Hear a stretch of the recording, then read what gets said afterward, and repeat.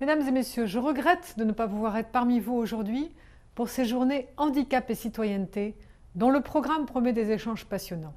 Je tenais cependant à vous affirmer mon soutien. Votre démarche s'inscrit pleinement dans l'ambition du gouvernement, celle d'une société inclusive, où chacun a son rôle à jouer parce que chacun peut y trouver sa place. L'emploi des personnes en situation de handicap est bien sûr une priorité pour construire notre société inclusive. Plus globalement, celle-ci ne pourra se faire qu'en reconnaissant à toute personne sa pleine citoyenneté et en lui permettant de l'exercer et d'en jouir. C'est la raison pour laquelle, conformément à l'engagement souscrit par le président de la République dans son discours au Congrès de juillet dernier, nous nous sommes employés, avec Nicole Belloubet, à rendre à toutes les personnes handicapées leur droit de vote. En application des nouvelles dispositions du projet de loi de programmation pour la justice en cours d'adoption, il ne sera plus possible à aucun juge des tutelles de priver un majeur protégé de son droit de vote, reconnu comme strictement personnel et inaliénable.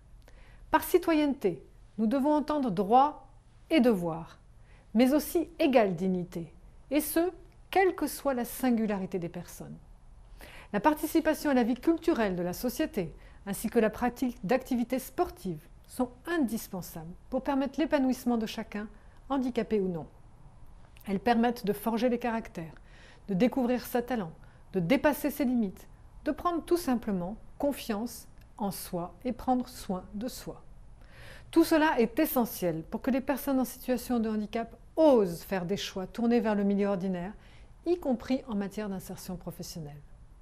Pour les soutenir dans ces choix, nous devons imaginer des formes d'accompagnement nouvelles. La coopération internationale et l'éclairage que peut apporter le monde de la recherche sont des leviers importants pour ouvrir le champ des possibles, améliorer les réponses que nous proposons aux personnes.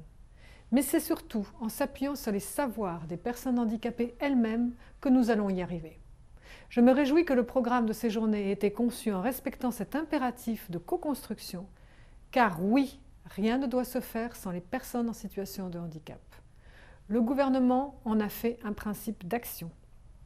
À l'occasion du comité interministériel du handicap que le Premier ministre a réuni le 25 octobre dernier et qui associe l'ensemble des membres du gouvernement, le renforcement de la participation effective des personnes en situation de handicap à la co-construction de nos politiques publiques a été intégré à la feuille de route.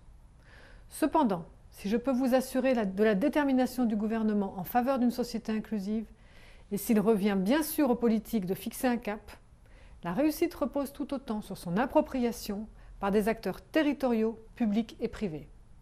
C'est d'ailleurs dans cette logique que nous avons lancé la démarche des territoires 100% inclusifs afin de mobiliser toutes les parties prenantes autour d'un engagement collectif afin de renforcer l'accès aux droits des personnes. Le département de la Manche vient de rejoindre le territoire de Belfort qui a été le premier à se lancer pour engager enfin cette dynamique partenariale. La conférence nationale du handicap que nous venons de lancer à la suite du comité interministériel prendra la forme de nombreux événements sur le territoire. Ce format permettra également de valoriser toutes les énergies et synergies locales au service de la participation citoyenne des personnes en situation de handicap.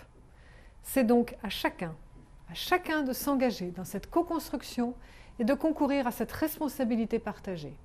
Mais vous pouvez compter sur moi pour soutenir et faciliter toutes les initiatives qui vont dans le sens de la société inclusive. Merci beaucoup et très bon colloque.